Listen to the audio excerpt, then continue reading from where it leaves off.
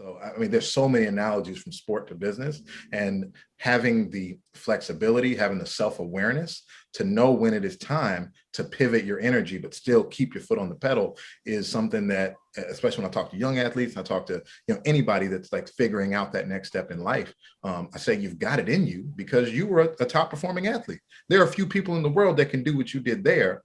The question is, can you pivot it and put in that same work, be open to coaching, be open to structure, be open to the focus that it takes, and put in that same work so you can accomplish this goal professionally, whatever the next thing is. And I think athletes are well positioned to do it, but just making that shift for some of them, and exactly when they make that shift, is hard. It's a really hard thing because it takes a lot of self-awareness that sometimes young people don't have until you look up, you're like, oh man, okay, I guess now I gotta actually focus instead of trying to chase this other thing. So yeah, but now I could talk about sports and business as you saw from athlete. I mean, there's so many similarities in my opinion. You are listening to the Real Estate Proverbs Podcast with host Kevin Jefferson. This is the #1 podcast for African American real estate professionals who are doing extraordinary things. It's time to tune in. And now, your host, the People's Lender, Kevin Jefferson. Welcome to the Real Estate Proverbs Podcast. I'm your host, Kevin Jefferson, and today our guest is a gentleman by the name of Harrison Beecher. Good morning, Harrison. Good morning, Kevin. Pleasure to be here with you. Man, thank you. I appreciate you taking time out of your busy schedule to share some nuggets in your story with us. Tell us a little bit about who you are. For sure. So I'm based here in Washington, D.C., and I'm the managing partner of the Coalition Properties Group. We're a residential real estate sales team. It's got 3 managing partners, 5 junior agents, 6 administrative assistants. And in the calendar year 2020, we helped 313 people buy, sell, and invest in over $140 million of residential real estate. Which is pretty significant, being that we're all young men of color under the age of 35, and just not many people look like us and do it in the way that we do. And our business is about 90% by referral. So like people just call us a lot, and some people look at that and be like, that's magic, how you do it? But there's actually been a pretty long path to get here. Like for me, over 13 years licensed, 12 years full-time in selling real estate, and I haven't left about a 20-mile radius for most of my life, growing up in the DC suburbs, going to high school and college in the city, and getting my real estate license right out of college. I've always been a person that focuses on relationship and curating experiences. And I'm just really fortunate to be in a time when real estate is great. It's a good business to be in, and in a position to kind of help a lot of people at a high level. So man, I enjoy it. I did have a luscious, thick, full head of hair when it all began, but the business had other plans, as you would say. Right. But, I'm blessed, man. I'm having a great time. Now you got the full beard. Yeah, grow what you can, right? I can control this, but grow it down here and let it go up top. It's all good. That's cool, man. So where'd you attend college? I went to Georgetown University here in DC, and I played football, and I was a studio art major and theology minor. So now I sell houses. Go figure. Georgetown University, my favorite college basketball team. Yeah, man. The legacy. And Pat Jr., I was there in the final 4 years, 07. So like that squad, like Jeff, John, Roy, Pat Jr., those were my boys, man. It was a good time. We need to get back to where we were, but it was definitely a awesome experience. And that network, man, that Georgetown network was really what helped me get started, and what still kind of helps me maintain and run and grow today. So because all I knew, I started liking Georgetown when Pat Ewing was freshman, right? And for the longest, I thought they were HBCU. Yeah, until they was like, no, it's a PWI law school. It wasn't. They didn't call it PWI back then, but no, it was very white, very rich. And the coolest part about just being on campus, especially when Big John was around, God rest his soul, and being an athlete, was his desire to always, especially to young Black men that he would see on campus, to mentor and to lead and to give you advice, even if you didn't ask for it. Big John was just such a powerful presence, and what he did for the city, for the school, for so many folks, man. I'm blessed to have interacted with him and gotten to know him a little bit and know his son.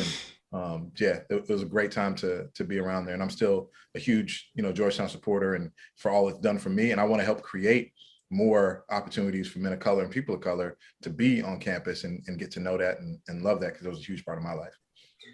Yeah, Big John, man, amazing. The only thing that I wonder is, after he left Georgetown, did he retire or he just didn't get any more opportunities? He never left, bro. He was on salary until basically he passed. He had an office in the gym. Every program after he was not coach, he was still there. He was around the entire, like, and I got on campus in fall of 2004. I mean, he was always around. He had a parking spot right in front of the gym. Like, Big John's presence was all over everything there. Wow, that's amazing. That's amazing. I've heard some stories, through athletes who played at Georgetown, but he was just like that father, that father figure to everybody. Yeah, the father figure. So cool, man. You play football at Georgetown, and any hopes or dreams of going pro? No, I was always the joke I always tell, because I grew up in the DC metro area, and our Catholic, the WCAC, is one of the best like high school conferences in the country. And I remember going to one of the football camps like my sophomore year or junior year, and I was a tight end. And Vernon Davis is only a year older than me. Vernon Davis, NFL vet, yeah, Maryland, and the 49ers. We're in tight end camp and workout lines, and I see Vernon Davis, a couple people in front of me in line, and he's just this Adonis of a man, like just wearing the little panties and, no shirt, sweating dreads on the phone at that time. And I look and I'm like, that is a D1A player, NFL player. I'm never going to be that. I'm good in my own right, but I'm going to stay in my lane and get this education. And to me, it was always about just leveraging football to, help me get into the school I wanted and help underwrite some of the cost of school. So I was always pretty practical, and I've kind of kept that energy today with just knowing myself and knowing where I stand in kind of everything. So no pro, and I only had a couple friends that did end up getting on pro rosters, but we were D1 AA, so it was we, for the most part we knew what it was. Got you. We're playing something, a sport that we enjoy, but we use the network to help us propel our other career.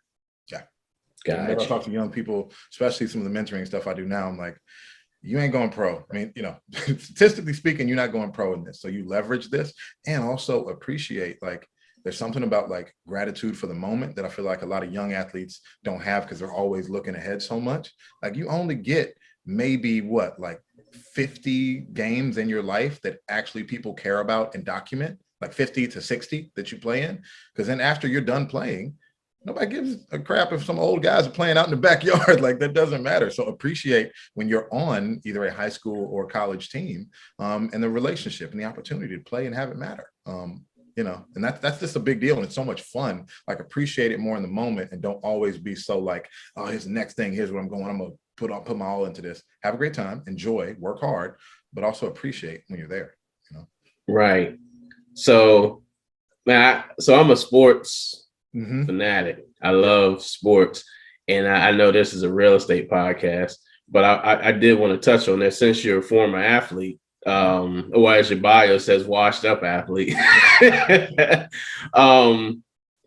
That mental change, because in high school you were the man. Yeah, had to be, right, to get to the D1. Yeah. And then you're in college and you're the man. You might not been All-American, first team All-Conference, but you're a football player. You're still the man. How is it the mindset to shift that, wait a minute, once I leave and play this last football game, I'm not just Harrison, but I'm just Harrison now? Yeah. The identity shift. It's definitely an identity shift. And that's why, if we look at our team, our sales team now, we are full of athletes, former athletes. Like, that's one of the main things we like to look for people we want to get in business with, to work with us. Because I think there's so many analogies to sport and business, to where, there's people like LeBron, as an example, that folks can think of, that have both amazing God-given blessed talent that very few humans in the world have ever had, but then a work ethic, right, to hone and refine and stay in the lab and stay in the gym, that those combinations together help make him arguably the best of all time, right? Right. And when you look at people that transition from playing in college and all the effort and time and, identity and all this stuff, you got to put blood, sweat, and tears into it.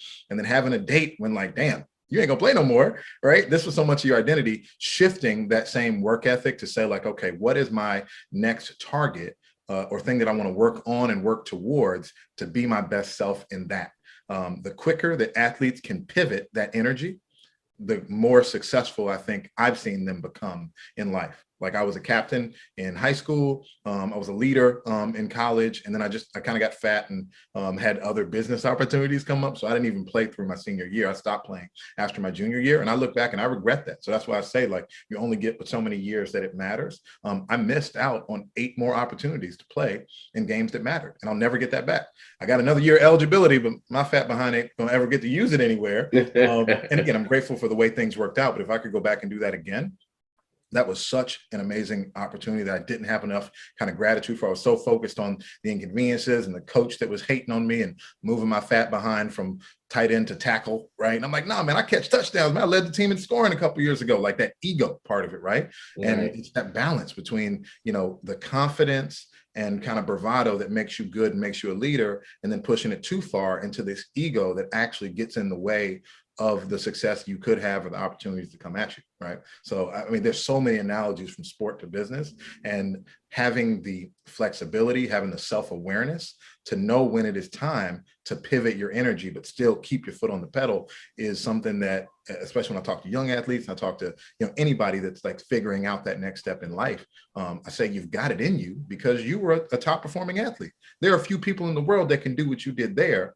The question is, can you pivot it and put in that same work, be open to coaching, be open to structure, be open to the focus that it takes, and put in that same work so you can accomplish this goal professionally, whatever the next thing is. And I think athletes are well positioned to do it, but just making that shift for some of them, and exactly when they make that shift is hard. It's a really hard thing because it takes a lot of self-awareness that sometimes young people don't have until you look up, you're like, oh man, okay, I guess now I gotta actually focus instead of trying to chase this other thing. So yeah, but now I could talk about sports and business as you saw from athlete. I mean, there's so many similarities in my opinion.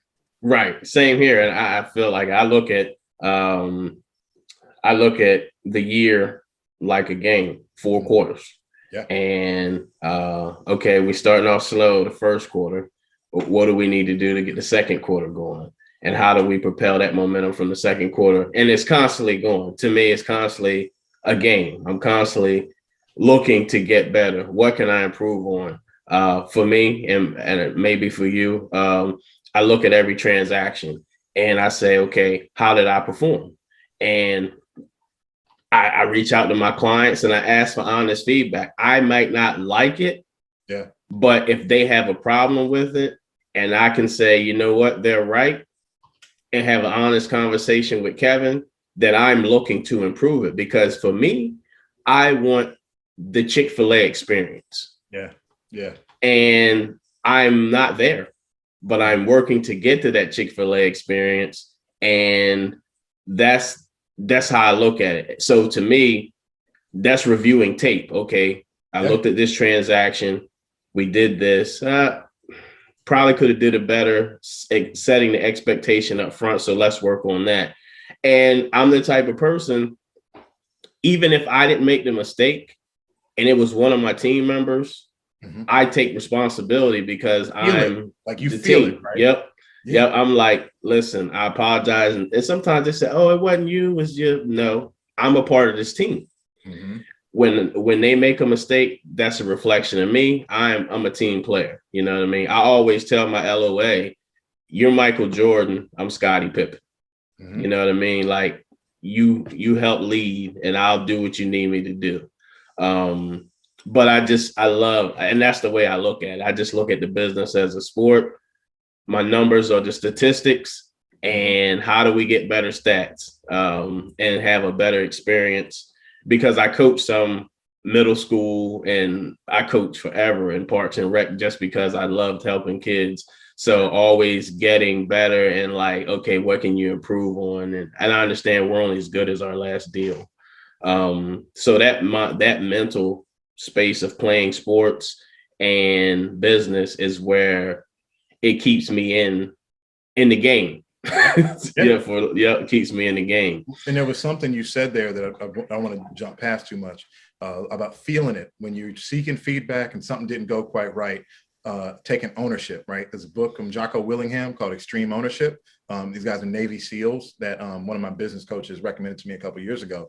And as I have been building out the team, that's been something that has never really left my mind and heart, is that like, if my name is on it or close to it, right, and something doesn't go right, even if it wasn't my hands that did it, right, because I'm associated with it, I got to own it. Right? We got to pounce on whatever happened. You got to, if apology is necessary, apologize. If correction is necessary, correct. But that earnest desire to own the whole of the experience for anything in your organization is one of, I think, our best leadership traits. And that helps both a good experience go really well, and it helps kind of correct and salvage. And even in some times when the experience was bad for a client, the way we responded to it, right, for stuff that was out of our control or stuff that was in our control, right, we might have messed up.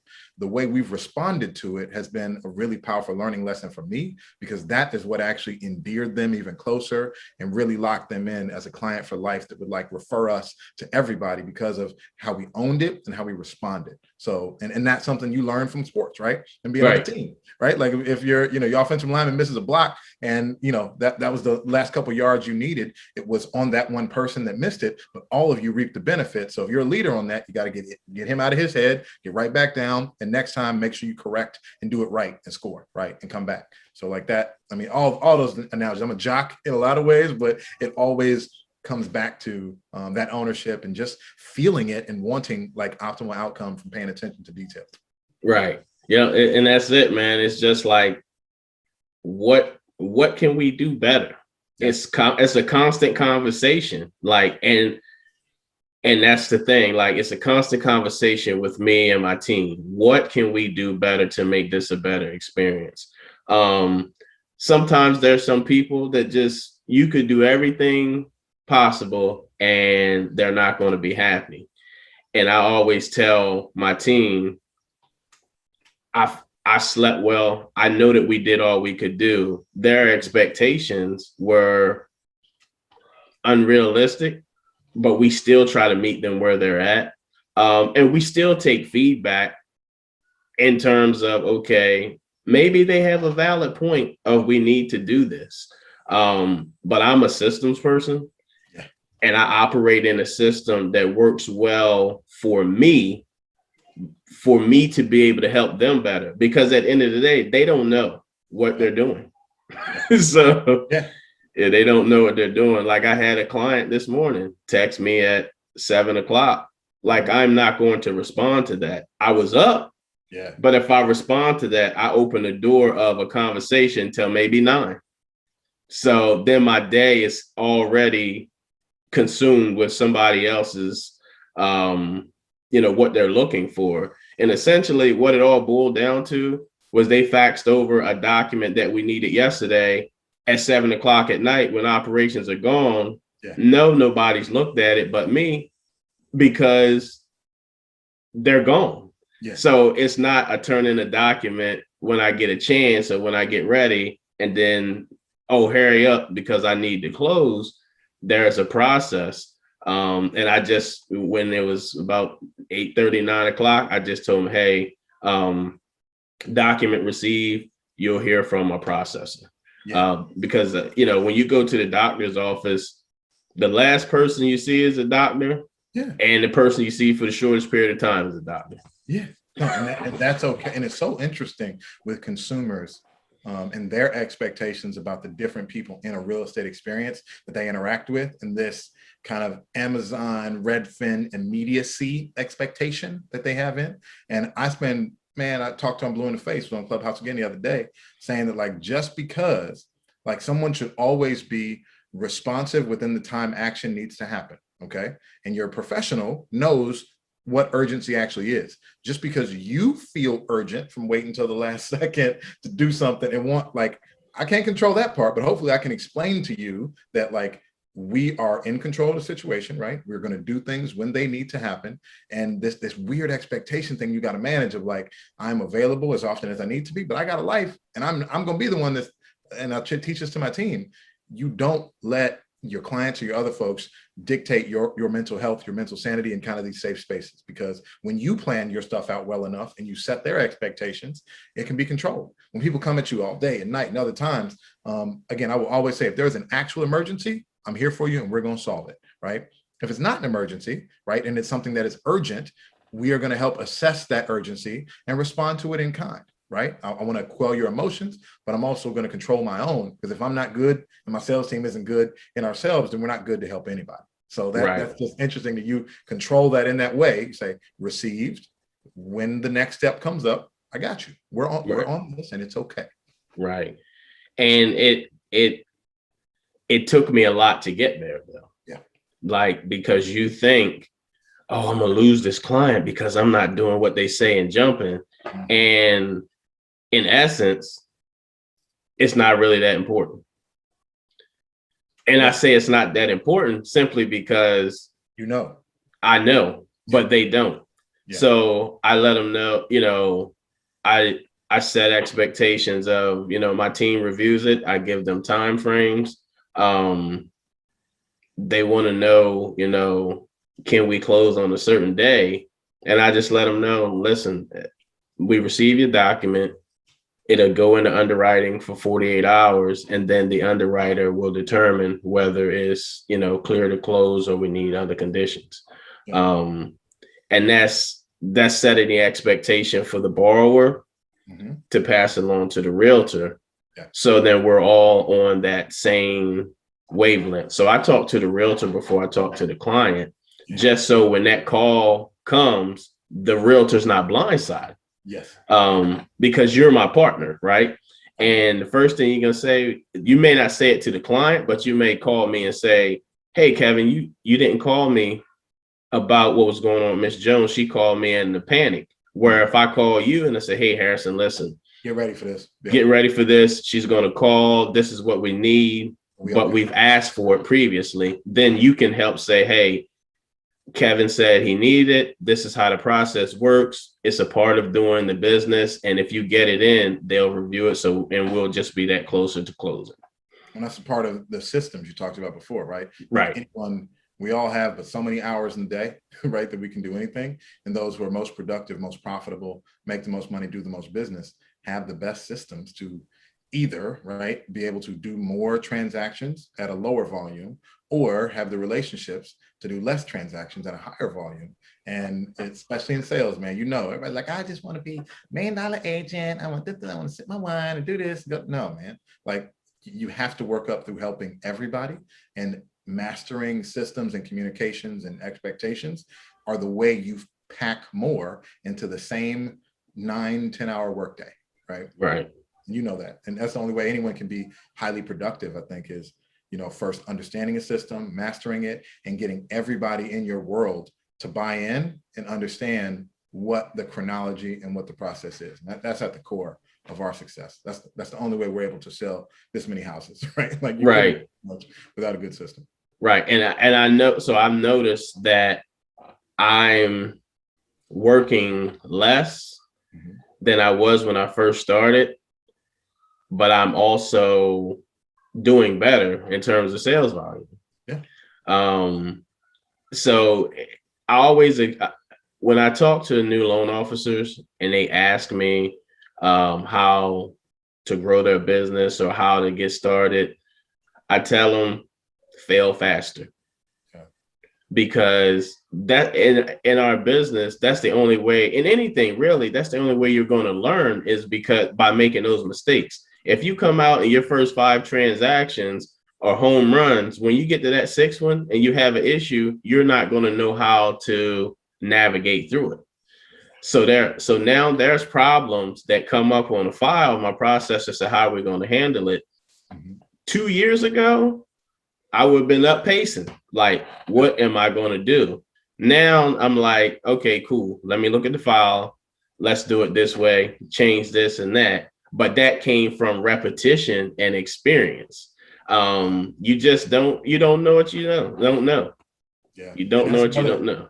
That's another sport analogy, right? Yep. Reps and experience, getting reps. How do you get better? You get reps. And unfortunately, I think a lot of salespeople get those reps on consumers, and make the blunders and make the mistakes. And I think there is a special skill that my business partner Keith has, where there will be some small mistakes that he's made, but he's such a good communicator. I'm gonna make up a word, endearer. He endears people to just love him. And I think if anybody else would make some of the mistakes he made early, doesn't make now, they would be like, oh, I ain't never working with this dude again. I don't like it. But for whatever reason, just because he's such a good communicator and like making people know and feel that love fast and right away, like he'll take people from like, I meet you at a happy hour to you, my man's my homie, we're texting, to you're out seeing a house the next week, to you're in a house in a month, right? The results he gets are faster, like the conversion from like just stranger to client to like best friend that refers all your friends. Never seen that before. And his superpower is being able to do and manage and make a bunch of other folks that he just connected with feel that love more intensely and more quickly, to where they want to invite other people to be a part of this community that he has and we have. So he's gotten the reps, he's gotten the practice and experience, and through some of those, blunders, missteps, mistakes early, he's correcting and continuing to tweak the process, as am I, so that we have the reps and past experience, both good and bad, to tell anybody that comes in with confidence, I know you're freaked out, but I've seen pretty much everything. So like, we got this, like whatever comes, I know what to do. And if I don't know what to do, it's a phone call away to get you an answer. And that's, again, another thing in sport. If I've hit somebody with the same move over and over, I know what's going to happen. So that's why I'm experienced and I can do it like it's second nature.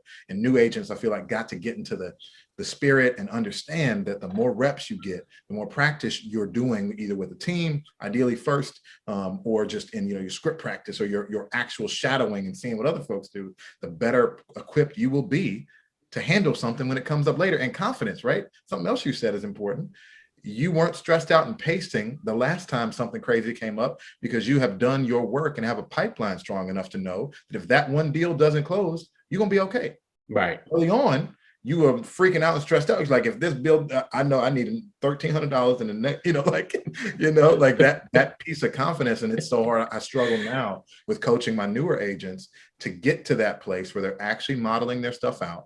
You have more confidence in your income, because I argue that extra level of knowing where my business is coming from empowers me to be a better agent, to instill more confidence, to communicate better strategies to the people that come in my world, because I'm not desperate. I'm hungry, but I'm not thirsty, right? So thirsty, that's a whole different energy. I feel like only Will Smith in Pursuit of Happiness can succeed when he's thirsty and desperate as hell. Most people can't. And you can smell it, right? But if I'm hungry, I'm motivated, I always want better for my team and my family, that's a different energy than like, I'm over here like completely stressed out. If this thing doesn't close, I might not pay my bills, right? And no shade to those that are on that journey, right? Like you get there, but I feel like once you've kind of progressed to a business amount past that and done the right things to have a strong enough pipeline, you're a better salesperson. You can help people better.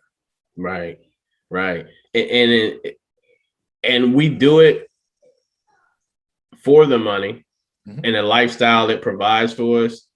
But also when you're have a level of success and experience, you're not doing it for that money right that second, right? And those are two different mindsets and perspectives. Yeah. Like there was a deal recently where the agent constantly called and needed updates. And the most important thing was the verification of employment. Right. You don't have a deal if you can't verify employment. And I know the agent, and I know that it was out of need, right? So that's a different way of moving, So I've been able to determine, I feel like I can feel when it's a legitimate, oh shoot, we gotta close because the listing agent or the seller or this and that. And then it's like, yeah, we gotta close because this BMW payment ain't gonna get paid. You know what I mean? So, but getting there, I think that as agents, so I used to be an agent, right? So getting there, you got to understand that you're not going to get there in a week. You're not going to get there in one transaction. Heck, I'm in year 5 and I feel like I'm just scratching the surface on the lender side. Yeah. And I've get your stride, get into the rhythm, right? Yep, getting to the rhythm. So for me, my year last year was my best year. And this year, I am on pace to beat last year. But now that I have that confidence, I should be blowing away my numbers because now I know what I need to do. And it's crazy because when I look back at what I was doing last year, I was like, oh my goodness, like I'm doing great. This is amazing. But I'm ahead of that. And I'm like, it's so much more that you can do. And it's that confidence, but we got to understand that you just don't get there. And if I had to attest to it, it was the fact of being in the right system. That's all it was. Being in the right system, the repetition, right? But also then being in the support system. I tell people all the time, I think I'm a good loan officer, but I know I'm a better network and relationship builder. Yeah. So if you put me in a space to where I can network and cultivate and build relationships, we will see our business grow. Yeah. Because that's what I can do. Now, can I jump in on a file and figure out guidelines and see what we need to do to make it work and solve problems? I can. Yeah. But that doesn't happen without me being out beating the streets and doing something like this. You see what I'm saying? Just having a conversation and building it. And sales is not always, let me sell you a house. Yeah, that's the last part. Yep, it's the last part. Actually, man, I've got a meeting on Tuesday with a broker, right? He's got 3 offices and we had a conversation. I interviewed him and he essentially said, hey, let's get together because it was meant for us to meet. And he said, take it the way you want. So I took it the way I wanted. Like, okay, we're going to do some business. But I never asked. The whole purpose was to highlight his story because he has an amazing story. I followed him and it's just cultivating those relationships. Yeah. Doing this, you and I'm not licensed in DC or Virginia or Maryland, but we already are 1 degree of separation. I interview a guy that you know. You see what I'm saying? And I didn't know that he knew you until I was talking to him. Yeah. He was, oh yeah, I know him and his team and Keith and Ryan and this and this. Them guys is amazing. And it's just a small world. But the thing of it is, that's why I wanted this platform, Harrison. Yeah. To connect the dots, right? You didn't know I knew Bo. I've spoke to him once or twice on the phone. You didn't know I knew Emmerich. You see what I'm saying? Like, of course, I figured you would know him because of where you're at and the company you're with. But it's just like, I had never heard of Emmerich, and I was with KW for about 1.5 years. And I had never heard of him. I went to an event and ended up meeting the guy who coaches his team, David Patterson. And then I never saw Emmerich, but then I met him at a mortgage conference where he was one of the presenters on the panelists, and we built the relationship from there. So like, I've learned things from him.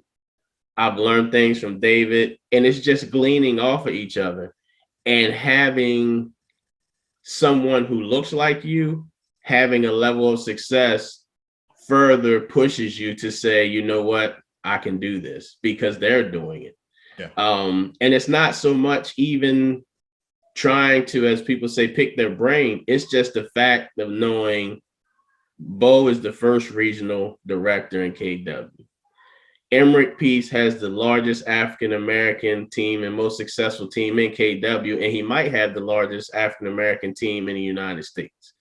just knowing those things, and for me, I can speak for me, that's encouragement to like, hey, okay, I can do it.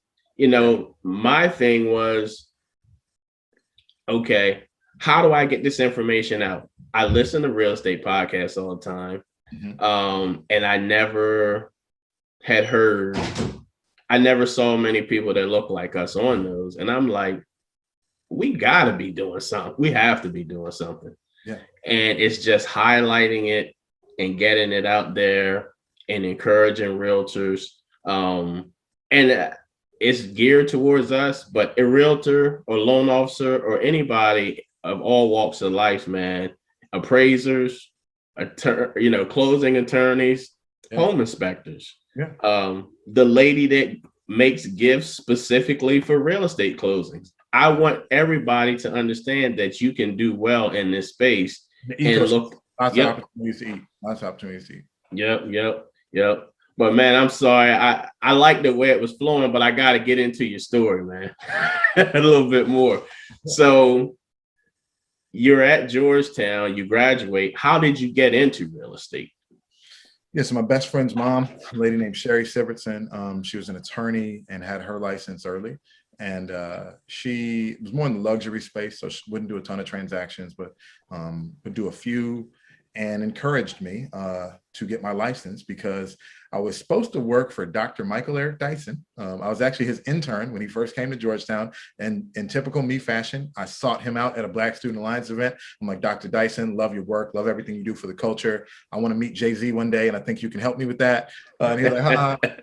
So I finessed my way into like a $20 an hour internship or like work study thing with him. But because it was his first year on campus, he was never there. Like I interacted with his wife a couple times, and I did get a shout out in the book he published in 2008. I got a line item shout out saying, thanks Harrison for holding down the office, because I like answered his phones at the office. And that was dope. And I was like, all right, you know what? I'm gonna work with him, go to grad school, maybe law school, because that's what people do.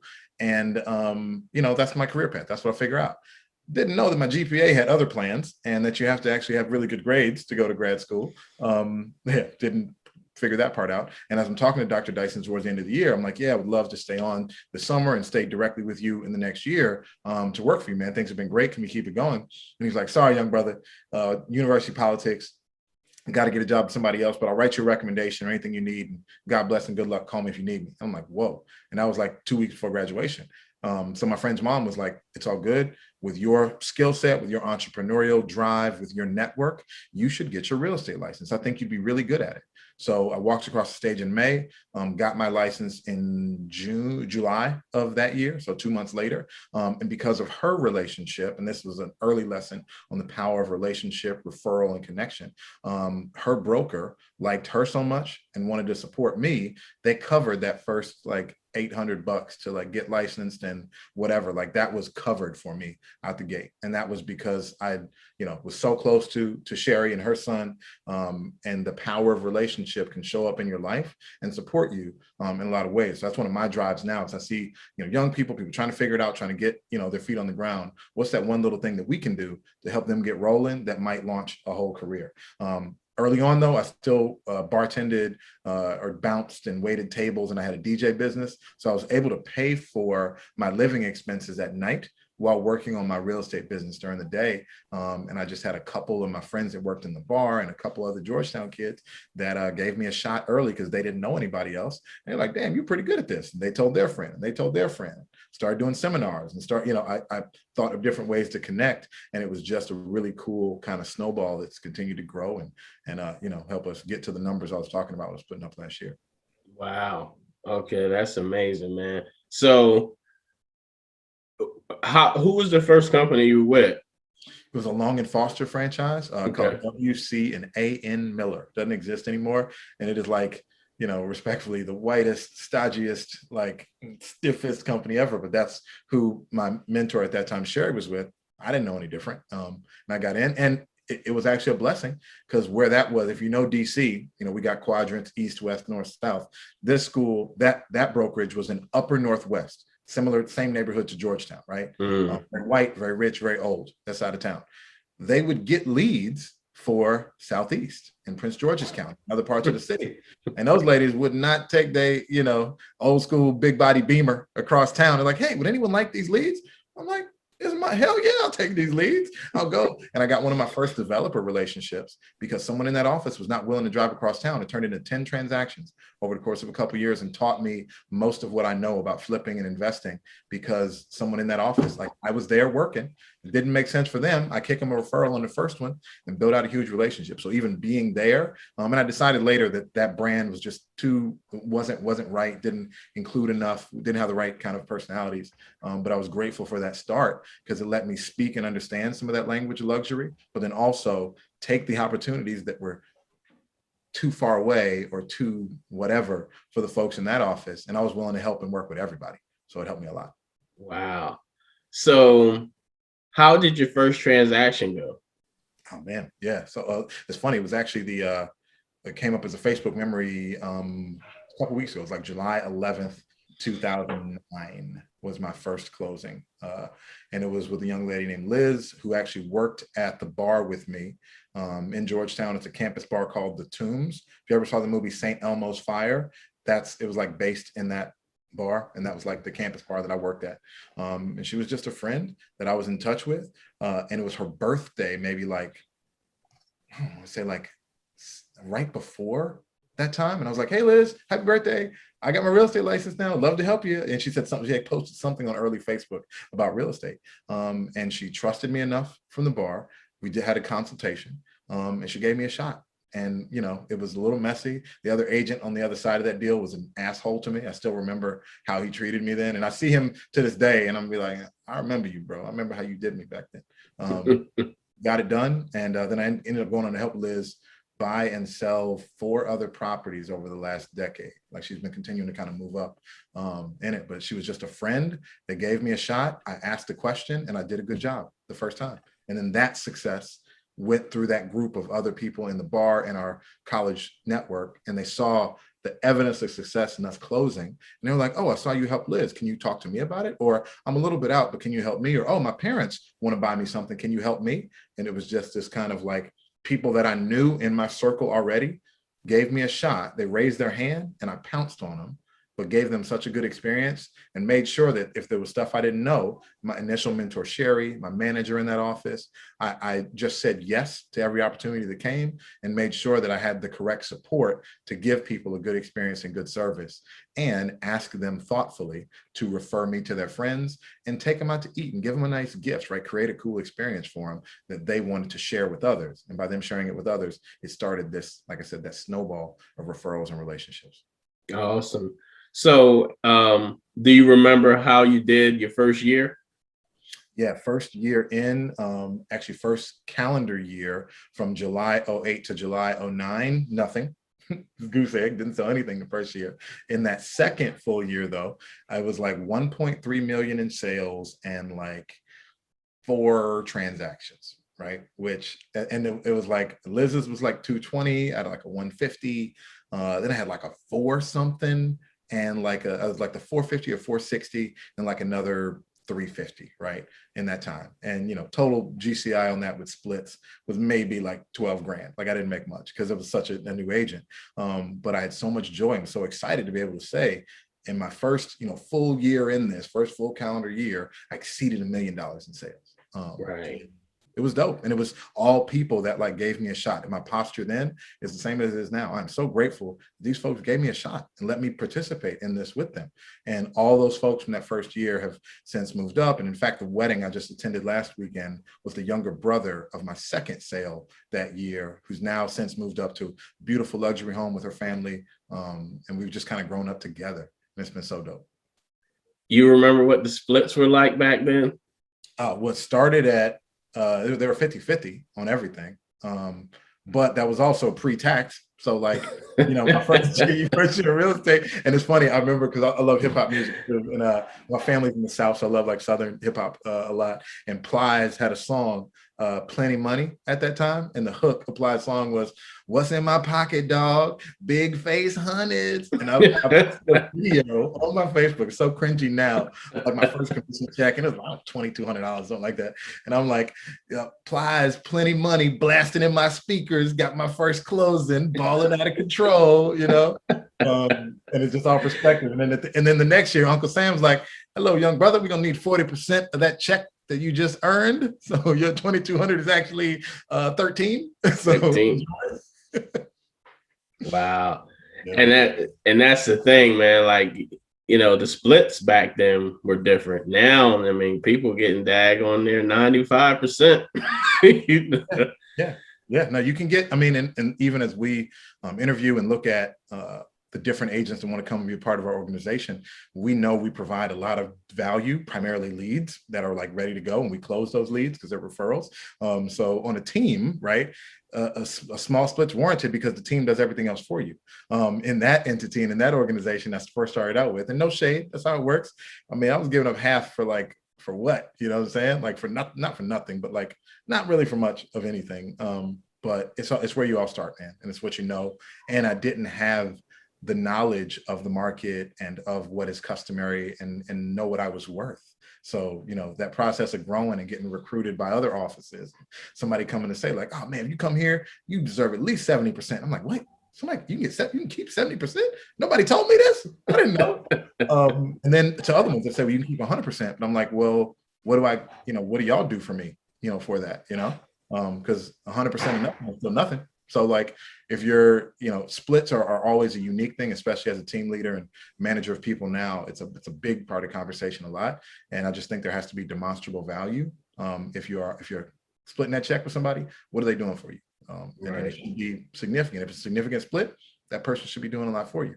If you get to keep all your money, then, you're doing everything yourself. And, you're a self-starter enough for that math to make sense. And some people are, some people aren't, Right. So when did you decide to transition from Long and Foster to the next company? That happened in 2014, really. So it was like 2009, about 5 years there. And one of the big catalysts for me was I earned a national award with NAR as their 30 under 30 honor. I earned that back in 2016. And that's dope because out of, 1.5 million realtors, they picked this list of 30 that are the top 30 under 30. Now, that list is not just based on production, right? It's it's understanding kind of the game, and that NAR as a trade organization has a publication called Realtor Magazine, which I'm sure you may have seen. Realtor Magazine is what NAR wants to lift to both other consumers and realtors to be like, this is what we want agents to be. So we want some poster boys and girls to like look good for us. And I thought like I could just come in and be like, "Oh, there ain't no black people. So, I'll write and confirm that I'm black, because you might not tell from the picture, but I am, and I'm here. So pick me," right? But it was that process of getting rejected really 4 times. I applied 4 times and got rejected and didn't earn it until my last year. That was the catalyst that moved me to Keller Williams from Long and Foster, because there just were not enough people in that ecosystem that had earned that award and understood how to kind of navigate some of the NAR stuff. And Bo was, president locally and done a bunch of stuff. Brandon, another guy at my company now, really gave me a roadmap and supported me to accomplish that goal. And that 30 under 30 goal and network has been really a catalyst in me continuing to grow my business, just because the people in that group have amazing businesses, big lives, just do really cool stuff. And a lot of them are some of my best friends in the world now. And I got to know them through earning that honor earned it in 2016 after coming to Keller Williams, in 2015 is when I came to KW. So 6 years and one, been at Keller Williams since 2015. Gotcha.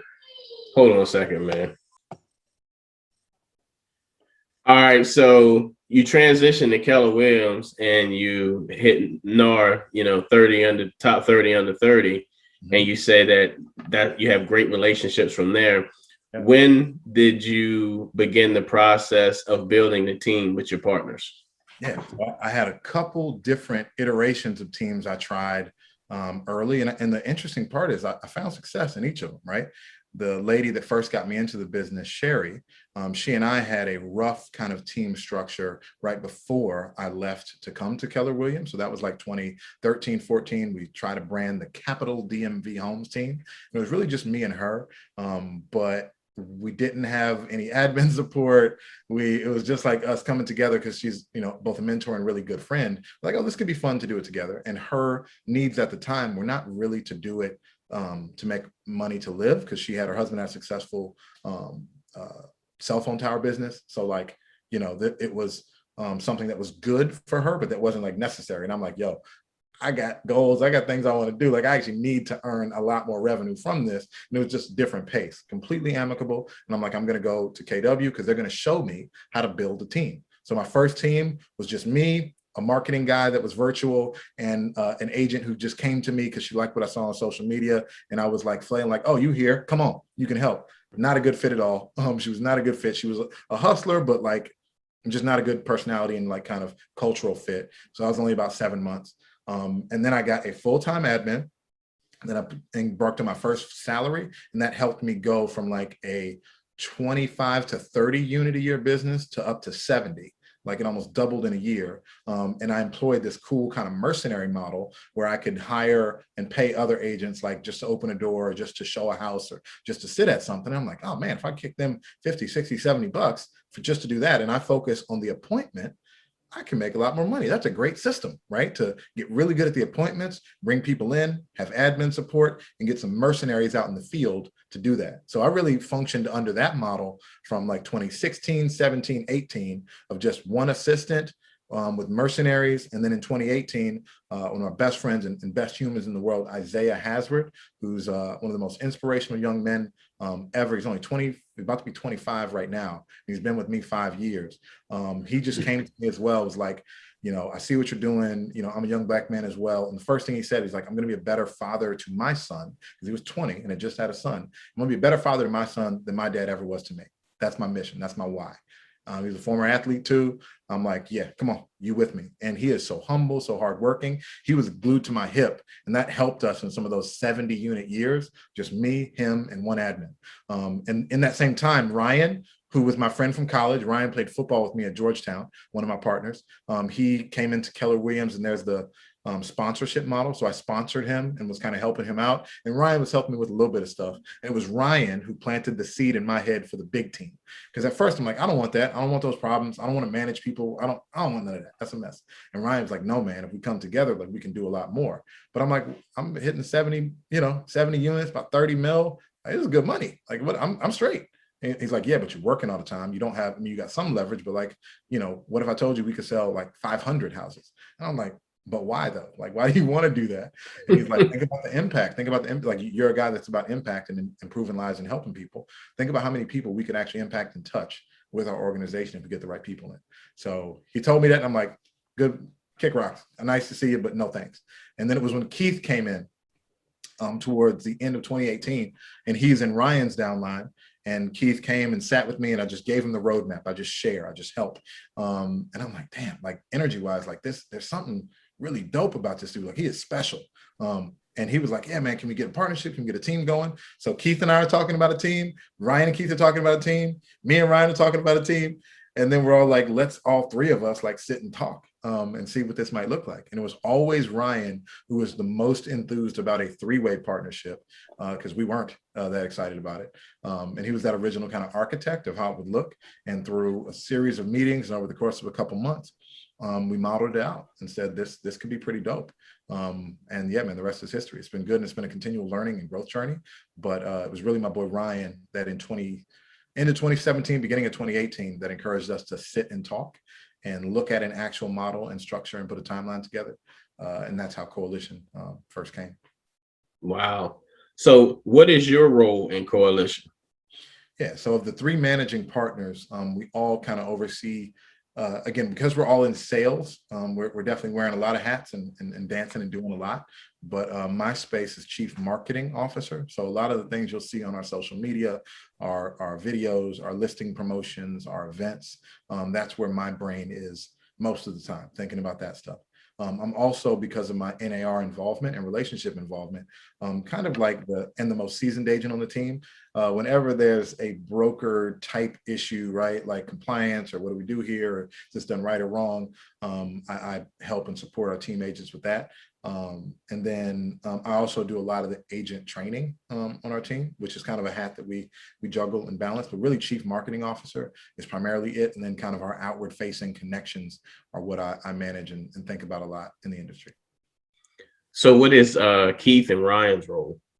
Keith is the rainmaker, man. That dude closes so many deals. Like it is mine and Ryan's mind to help support him sell even more houses and kind of build a moat around him to protect his business and his mind, and help his wife let him be around the house more because he just sells so much. But he's really our director of sales that like implements and helps us kind of implement systems of the sales cycle. So like our CRM management, the tags in the CRM, like the different touches, the gifting to clients to help them stay engaged and earn referrals.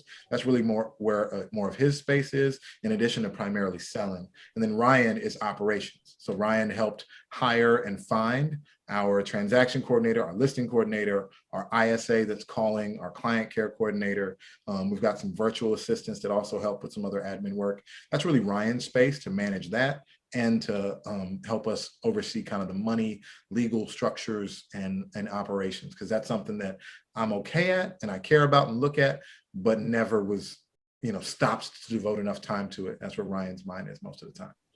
Right. So first full year as a team, how'd you guys fare? First full year from spring 2019 to fall 2020, 19 to 19. It was March 2019 we first came together. It was 130 transactions for just under, it was like 70 mil. Like that was our first year. And then year two, which was 2020, pandemic year, exploded 313 units for about 140 mil. And then this year we're at the mid-July, we're at 147 units closed and about 90 million right now. So, did Ryan and Keith tell you I told you so? Ryan did. And it's funny, the exchange on Ryan's Facebook the other day. Ryan's one of those dudes that likes to put a question or comment out on Facebook and start like a 50 comment thread below. Like that's like what he does for fun. So I tease him about that. He posted a picture of like his goals that he wrote down when he first joined the company in 2017. It was like, he's like, I just want to get to 40 transactions, have one admin, and equal like 18 million sales, something like that. And he was like, when you set goals and you blow them out the water, you have to keep setting your goals bigger and reaching further. And I commented underneath, I'm like, respectfully, bro, your goals scare the shit out of me. That's a lot. I don't know how we can do all that stuff. And he's like, if your goals are not scaring you, they're not big enough. And that's his space, because I played it smart, but relatively safe. And he was always one that pushed the envelope and do more and do better, and improve things, right, to be able to help more people. And that's what I've seen, man.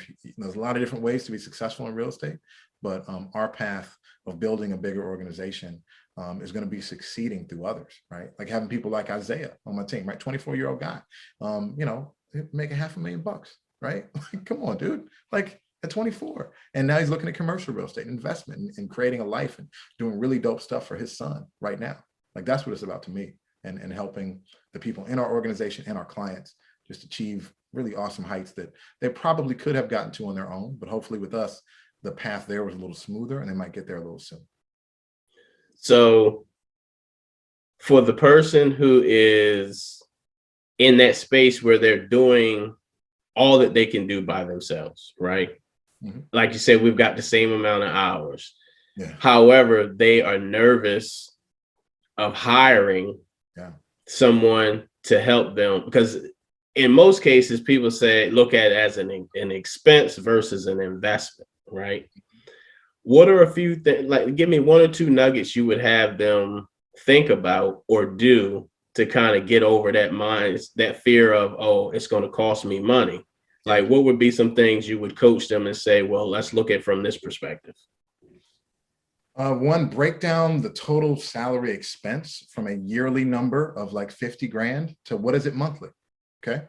And once you have had a consistent, I'd say 6 to 8 months of bringing in a monthly amount that can support that monthly obligation and still leave enough money left over for you to live and do what you need to do, you should do it. Because once you have seen that consistency, we talked earlier about the confidence of knowing that you got enough leads that things are going to be okay, even if you have like up and down months over a quarter, it should even out. That's when you know you're ready to make that investment, but you got to hold that investment accountable.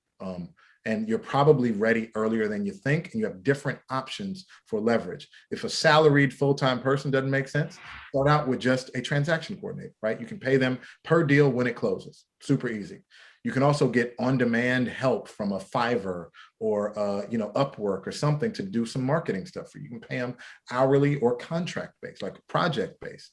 Start somewhere, because the more space you can free up in your mind to follow up with people, to show up in their lives, to network, the more opportunities you bring in at the top. And the opportunities you bring in at the top of the business, as you know, is really the lifeblood of actually building something successful. So if you can, get past that initial fear of that salary obligation and break it down from a yearly to a monthly or even weekly or project-based cost, and commit to, I'd say 4 or 5 months of that consistent support in there and invest in it, you will most likely and should be seeing a return on investment, that you're closing more business, attracting more, having your mind free to do more and do better with the business that you got. So you got to start, right? The simple answer is you got to start, and you got to start in a way that makes sense for your numbers. And you got to know your numbers to start, because how many realtors actually know what type of profit they're bringing in, right? People talk about, I sold $10 million in real estate.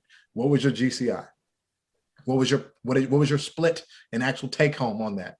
What did you keep after taxes, right? I don't care about how much you made. How much did you keep? Because I bet you 10 out of 10 realtors can't tell you that. I can tell you our profit is about 27%, right, as an entity. And for a big team that big, that's not bad. It's pretty good, right? But as an individual agent, my profitability was like almost 60%, right? You can make a lot of money, but I had to do everything. I didn't have as much leverage when I was individual with one person. So the advice, Kevin, is just start. You got to start. Right. That's cool, man. So I know you definitely have to run, man. For this is great conversation, by the way. And for anyone who's interested in learning more about you or trying to reach out to you, how can they reach you? Best way is on the gram. My Instagram is at HLBeach. That's HLBEACH, like the beach you swim in. And then our team is Coalition Properties. Our DMs are always open, and I've got my link tree that has a link to schedule appointments. So for folks in the industry, I'm always excited to have industry conversations to help agents, talk about what we do and build a referral network or just pour into you in some way. And then for consumers, all the information is there to schedule an appointment about buying, selling, or investing. All the info is there. That's where I'm very easily found. I say, if you're a realtor or a lender and people can't find you on the internet, you're doing something wrong. So you can find me pretty easy and get in touch with me pretty quick. Right. That's awesome. Man, Harrison, this has been a great conversation.